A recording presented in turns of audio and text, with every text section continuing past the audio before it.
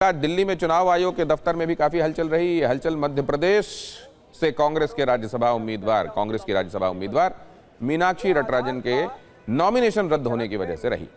कल returning officer ने मीनाक्षी नटराजन का नॉमिनेशन रद्द कर दिया था। इस मुद्दे को लेकर कांग्रेस के 10 सदस्यीय प्रतिनिधिमंडल दिल्ली में ईसी के दफ्तर गए और दावा किया कि रिटर्निंग ऑफिसर का फैसला गलत है।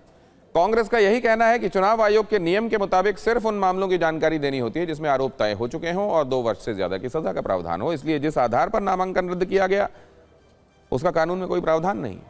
कांग्रेस अपनी आपत्ति जता चुकी है। अब फैसला चुनाव आयोग को करना है, जिसका इंतजार हो रहा है। दिल्ली में कांग्रेस नेता चुनाव आयोग के दफ्तर पहुंचे तो भोपाल में कांग्रेस नेताओं ने धरना दिया।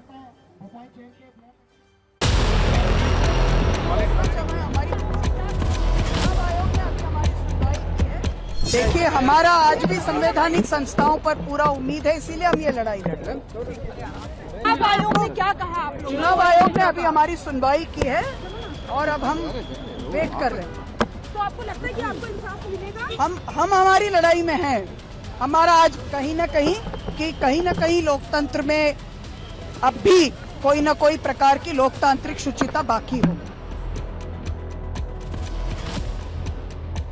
We had a detailed representation to the Election Commission.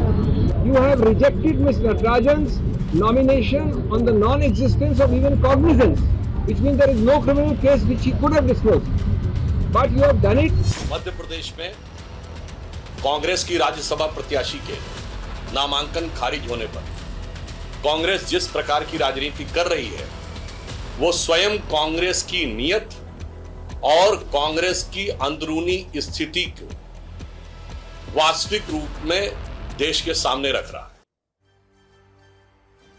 अगर चुनाव आयोग कांग्रेस की मांग को न माने तो कांग्रेस के पास कोर्ट जाने का रास्ता मौजूद है। इस मामले में नियम यह है कि उम्मीदवारों को नामांकन के समय फॉर्म 26 के माध्यम से उम्मीदवार पर चल रहे सभी आपराधिक मामलों की जानकारी देनी होती है और अगर सजा हुई हो तो उसकी पूरी जानकारी देनी होती है। सजा देने वाले अदालत का नाम, एफआईआर का जो नंबर होता है और धाराएं, ये सब बताना होता है। आरोप या अपराध का संक्षिप्त ब्यौरा देना होता है और तो और सजा के खिलाफ लंबित अपील की जानकारी भी देनी जरूरी है। अगर नामांकन रद्द करने के कारणों को देखें तो फॉर्म 26 में महत्वपूर्ण जानकारी छिपाना या गलत जानकारी देना जैसे आपराधिक मामले, संपत्ति, देनदारियां, शैक्षणिक योग्यता को गलत बताना या छिपाना नियमों का उल्लंघन है। नामांकन की जांच के दौरान रिटर्निंग ऑफिसर उम्मीदवारी रद्द कर सकता है।